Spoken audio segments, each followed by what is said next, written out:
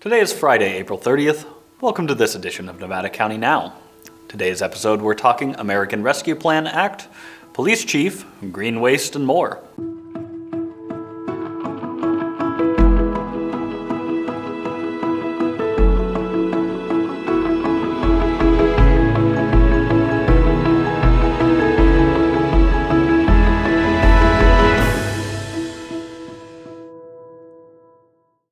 Hello and welcome to Nevada County Now. I'm your host, Cole Pettit. With the passing of the American Rescue Plan Act by the federal government in early March, additional funds have been made available to state and local governments. Over the last couple of weeks at our City Council and Board of Supervisors meetings, our local elected officials have voted on several ways that this money will be spent. 2 weeks ago, we touched a bit on Grass Valley's plans for those funds. Today, Mary Jane Hunegart is here to give us a few more details. Thanks, Cole. Hello, Nevada County. In the city of Grass Valley, the endless, ubiquitous uncertainty of COVID has included the continued closure of Mill Street to through traffic. But if you've been paying attention to the news, you've likely heard that at their April 13th meeting, City Council unanimously voted not only to keep Mill Street a permanent pedestrian zone, but also to direct all of our local American Rescue Plan Act, or House Resolution 1319 funds, to the transition project. That's none other than the $1.9 trillion expenditure that Congress approved on March 11th.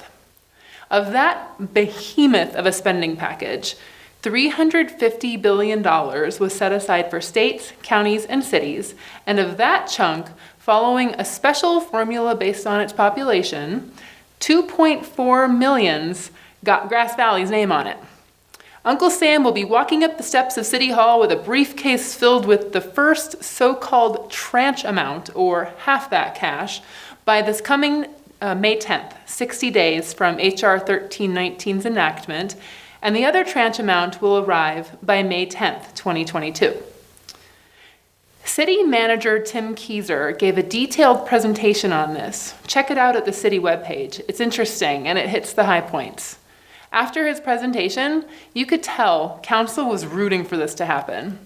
There were a lot of compelling quotes from the community and social media, as well as public comments representing yays and nays. Ultimately, the decision was based not only on the curb appeal of the project, because it is kind of cool, but on several channels of community input, with a majority of the public, as well as Mill Street business owners and employees, being mostly in favor of the closure. My favorite part about the process of this decision was the comparison of Mill Street to downtown Disney, and City Council comparing themselves to cast members, making sure everything runs smoothly. Unclear whether they'll be dressing up and letting us take pictures with them. You may be thinking, it's the American Rescue Plan Act. In response to COVID, what does rescuing Mill Street from cars have to do with COVID? Is this an allowable use of our HR 1319 funds? Mr. Keyser did answer that question briefly in his presentation, and his team called the HR 1319 administrators to run the idea of a community space by them, and they got the thumbs up. But you know me, I wanted details, so I read the bill text. There are 4 areas the city recipients may use the funds. 1, respond to the COVID public health emergency with respect to the disease or its negative economic impacts, including assistance to households, small businesses, and nonprofits, or aid to impacted industries such as tourism, travel, and hospitality. 2, respond to workers performing essential work during COVID by providing premium pay to eligible city workers that are performing such essential work, or by providing grants to eligible employees that have eligible workers who perform essential work. 3, for the provision of government services to the extent of the reduction in revenue of the city due to COVID. Or 4, to make necessary investments in water, sewer, or broadband infrastructure. It seems to me like this project fits into all 4 categories, as it helps tourism, 1, It helps businesses, which in turn contributes revenue to the city through taxes. 3. Yes, I know I skipped 2. Hold on. And it will incorporate water improvements as the water line will be updated during repaving. 4. And what's also notable is that the intention of the initial closure was ultimately, quote, to assist businesses and restaurants with expanding services under the ever-changing requirements of COVID-19. So, the essential work of providing food invokes 2. And we have a straight flush here. As the city moves forward with executing the plan and using the funding, extensive public input opportunities will be a part of the process. Something I'll call out too is that they'll be spending in the neighborhood of $300,000 to build more parklets as a part of this project. What is a parklet? I had to look this up on Wikipedia because what pops into my brain is a mini park with treelets and swing setlets and baseball diamondlets. Actually, a parklet is simply a sidewalk extension that provides more space and amenities for people using the street, like benches around a little area of turf, maybe some tables. Usually parklets are installed on parking lanes and use several parking spaces. Now that we have a decision on Mill Street's closure, affected businesses have a more solid footing on which to make their plans for the rest of 2021 and on into the future. For details on this project, including parking spaces, downtown event changes, answers to your questions, and the debunking of rumors, watch the April 13th meeting of the Grass Valley City Council at cityofgrassvalley.com. It's under the government section.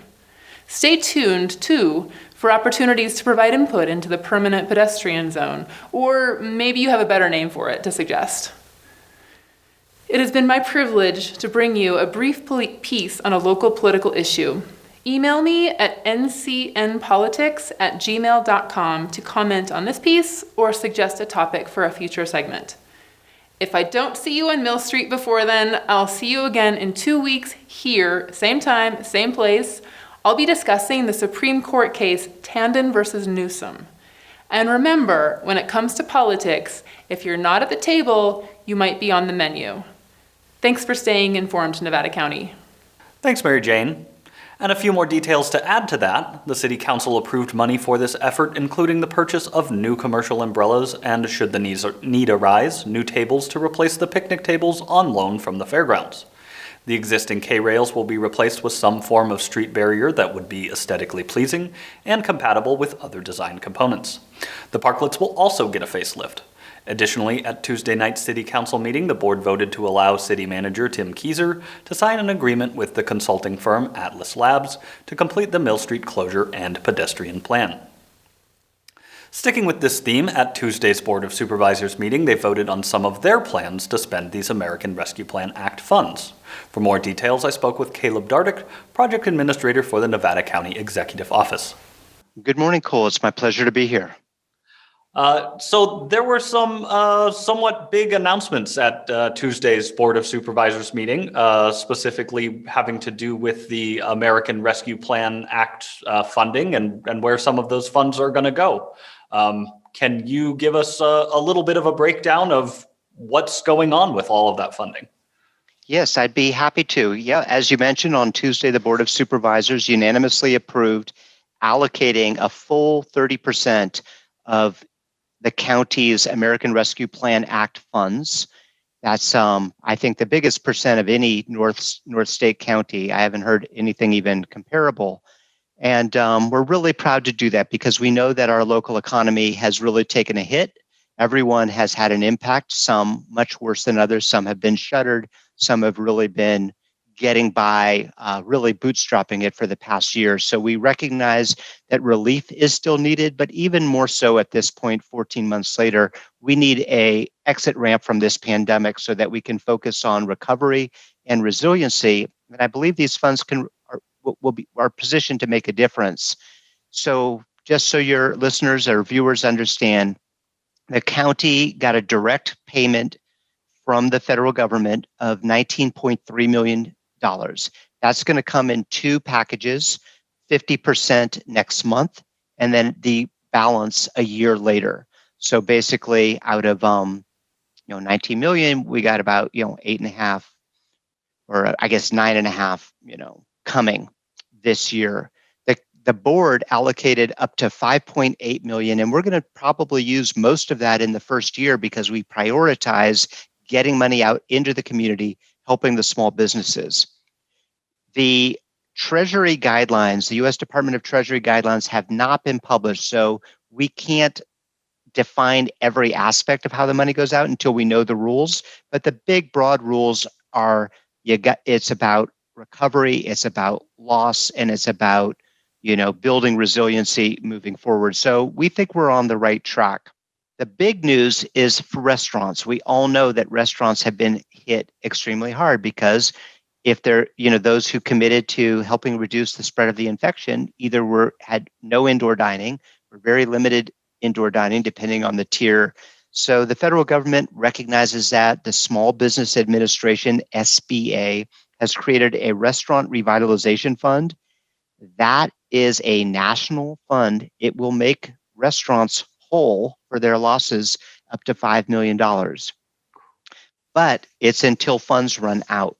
And so that portal opened today at 9 this morning, and it will continue basically until funds are exhausted. So we are recommending that people register for their account in advance or at this point now, restaurants.sba.gov. There's more information also at sba.gov/restaurants. Either URL will work, and get in there and start getting their material. Many business people are not experts at grant writing and sometimes get a little overwhelmed by these portals. The county is in partnership with the Sierra Business Council. The Sierra Businesses Small Business Development Center, SBDC, is local, has free counselors who are skilled at navigating these websites and will help your business. So get in there, log in, get your application. But if you find yourself running into any challenges, contact the Sierra Business Council's Small Business Development Center, and that URL is sierrasbdc.com. So these are important links. And if you're a restaurant owner and you haven't already signed up, you probably have heard about this, and I'm sure you're way ahead of the game. But if you're just hearing it now, get on your computer and start that application process, because this is something that is really something that is going to help restaurants come out of this. For those who get through, it'll make a big difference. And we will see more of these grants coming from the state, coming from the federal government. And again, the county's role is to connect you to that information. We have a contract with the Sierra Business Council to provide, one-on-one counseling and coaching. So let's make this happen. We've come through a lot. Let's rebuild, let's recover, let's make sure we have greater resilience going into the future. Thanks, Caleb. We'll have more from my interview with Caleb next week, and if you'd like to see the whole interview, it will be posted on our YouTube page. We've seen an increase of 77 COVID-19 cases since last week, bringing our total to 4,582 confirmed cases. 108 cases are currently active with 2 hospitalizations, and the death toll remains at 75. According to the state's data, our adjusted case rate increased to 8.7, and our test positivity rate increased as well to 3.6%. We continue to stay in the red tier. For more on the current COVID situation and vaccines, let's hear from Heather Heckler, Public Information Officer for the County of Nevada. All right, so I'm joined once again by Heather Heckler, Public Information Officer for the County of Nevada. Thanks for coming on again, Heather. Thank you so much for having me. I'm glad to be here. Yeah, definitely. So what have you got for us this week in the realm of COVID? Some somewhat big announcements, huh? Yeah, some great news this week. First, we are just about to hit 70,000 vaccines administered to Nevada County residents, which is a really amazing milestone. It means that folks in Nevada County are getting vaccinated. They're protected from COVID-19. And, we're really encouraging everyone who can and wants to go get that vaccine. And in order to assist with that, we have some great news, which is that we are able to open a new vaccination clinic at Sierra College in Grass Valley starting next week. So May 4th is the opening day for that clinic. And that will add another 210 appointments per day for folks to get vaccinated. The other beauty of that is that one of those days is Saturday. So this new vaccine clinic will run Tuesdays through Saturdays from 8 to 5. So for those folks who work Monday through Friday and aren't able to make it, to our Whispering Pines Clinic, this is going to be a great option. And those appointments are actually already available in MyTurn. So if you go to myturn.ca.gov, you'll find the appointments there for all of May and the first part of June. So we're really hoping this is going to help people, give people more options. It also is a Moderna clinic. So unlike Whispering Pines, which is Pfizer, this one serves anyone 18 and over. The Whispering Pines Clinic serves anyone 16 and over. So it also just gives you an option. If you prefer one vaccine over the other, this is a great way to get the one you're looking for. So you had mentioned that those appointments are available on MyTurn. Is it working the same as the Sierra College Clinic, where it's the new appointments are posted on Fridays at noon, or are they just kind of updated consistently? So the Whispering Pines Clinic, we are still releasing those appointments on Fridays at noon, but the Sierra College Clinic, there are actually appointments available now for all of May and into the first week of June. So you can actually go ahead and plan this out. You don't have to be sitting at your computer at noon on Friday anymore. You can go in there right now and schedule your appointment for late May if you want to. So we think that's going to be a lot more convenient for folks. And also, for anyone who's just been sort of hanging back and waiting and letting others go first, you don't need to do that anymore. This is really, we have the vaccine that we need for our community, and now's the time. It's your turn. Get vaccinated. Don't wait. We were talking about a little bit how there's been very, very little vaccine side effects or anything like that. But for those that are concerned, you mentioned off air that there's a place to be reporting any of your symptoms or anything like that, so we can track it a little bit better. Can you tell us a little bit about that? Yeah, so VAERS, VAERS, is the vaccine tracking and reporting site that folks can go to. You can find that on our website at mynevadacounty.com/coronavirus. And that's essentially a place where anyone who's having any kind of vaccine side effect from the COVID-19 vaccine can go and report those side effects. And it's really great because it allows us as the people who are actually receiving the vaccine to report into the government what's going on. And that is exactly how the blood clotting issue with Johnson & Johnson was caught. And while that was very, very few cases, it did cause the FDA to pause that and just take a look at it. So it's really important that if you've experienced side effects from, beyond what we expect, which is, some fever, chills, some achy body, that's normal. People should expect that will probably happen. But if you've experienced a side effect beyond that, please report it. It's good to know what's going on so that we have all the information we need. I think it's important to just reiterate, as always, that we're not finished with this yet. We're not through with it yet, unfortunately. We are in the red tier currently, which just means that there still is COVID-19 in our community. We know there are variants here, and it's very likely other variants that we haven't identified yet are here in the community. So we do still need to be careful. We need to wear a mask when we're in public. Even if you've been vaccinated and are fully vaccinated, it's still a good practice to continue to wear a mask when you're out in public. And avoid gatherings if you can. If you're going to gather outside.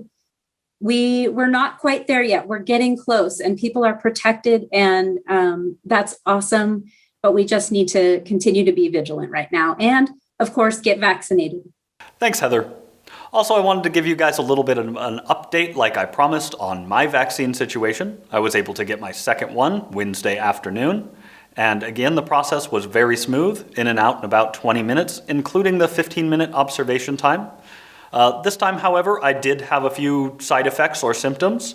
Had some chills, was feeling kind of weak, a little bit of pain in my joints and whatnot, and I was rather tired. I did wind up taking the next day, Thursday, off, but by Thursday afternoon, I was feeling mostly back to normal, and as of today, I'm feeling pretty great.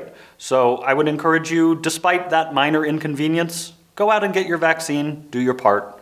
It's very helpful for everybody.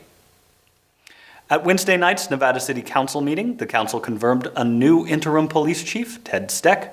Stec has over 30 years of experience and has most recently been chief in Bishop, California.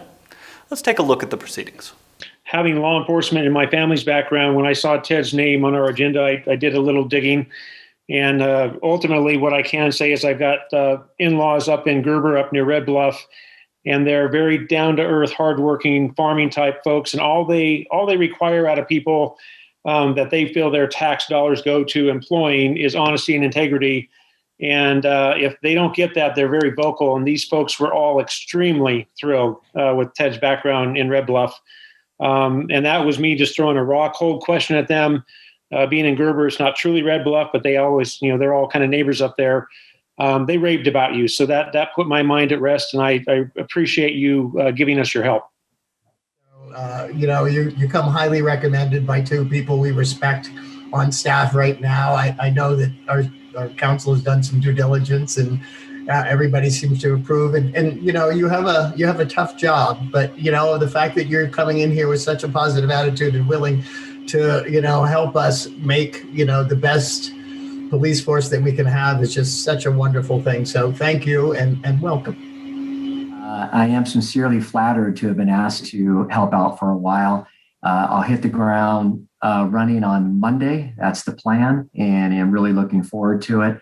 Thank you so much. I'm really looking forward to meeting all of you in person as well and helping out as much as I can. Thank you. Tomorrow, Saturday, May 1st, the Nevada Yuba Placer unit of CAL FIRE will require burn permits for residential pile burning within Nevada, Yuba, and Placer counties. Burning can only be done on permissive burn days. To find out if it's a permissive burn day, call 530-274-7928 or visit myairdistrict.com. Burn permits can be obtained online at burnpermit.fire.ca.gov. You will need to watch the mandatory video which reviews burning requirements and safety tips, then fill in the required fields, submit the form, and a burn permit will be created. You must then print the permit. Permits are valid for the calendar year in which they are issued and must be reissued annually on or after January 1st of each year. You can also still obtain a burn permit from your local fire station. As permissible burn days begin to dwindle and with limited free green waste days this year, it can be a challenge to dispose of the green waste created by maintaining your defensible space. I spoke with Shavati Karki-Peal, Public Sector Manager for Waste Management, about another option, green waste bins, and what is and is not allowed in them, and the reasons for that. So to understand a little bit about why and what you can put in your green waste bin, I think it would behoove me to tell you about where your waste goes. When you take your waste, put your waste in the bin or take it to the transfer station, our waste then goes to a processing facility that converts it into mostly landscaping materials. So if you think about it that way, you don't want to put anything in there that you don't want coming back into your yard, basically. That's one of the things. So things that are invasive plants, like, your blackberries, your Scotch broom, poison oak, you don't want to put those items there. People often ask, well, where do I put it then? Those who can burn it can burn it.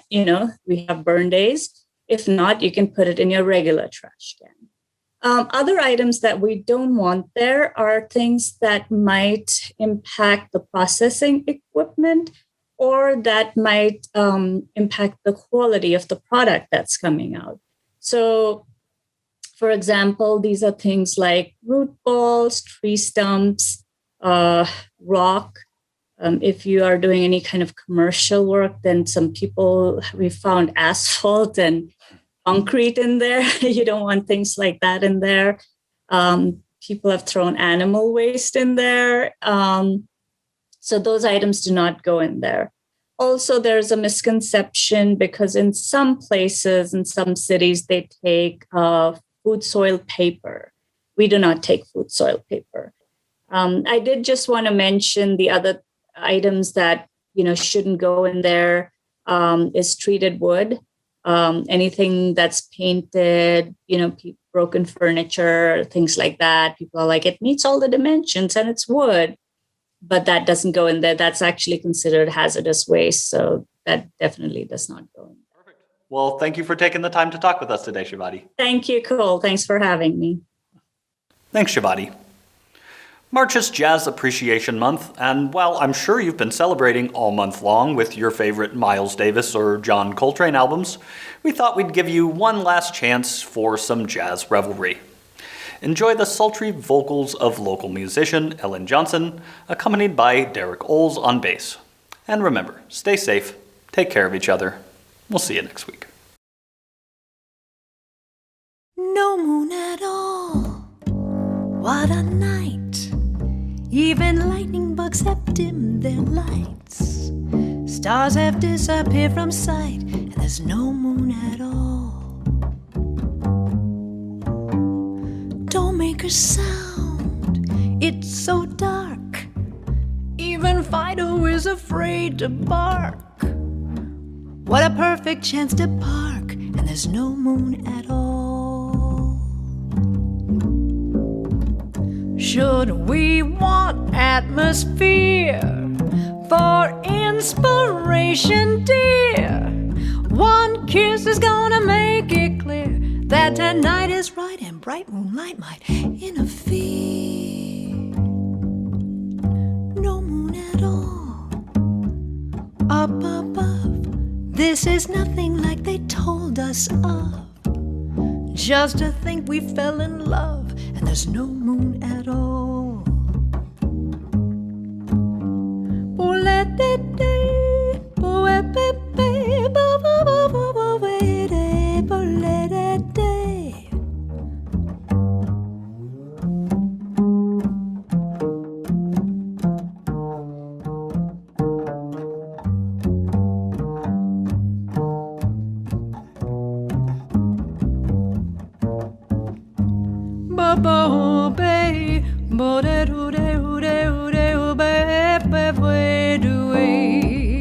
Should we want atmosphere for inspiration, dear? One kiss is gonna make it clear that tonight is right and bright moonlight might interfere. No moon at all up above. This is nothing like they told us of. Just to think we fell in love and there's no moon at all. No, no, no, no moon at all. No, no, no moon at all.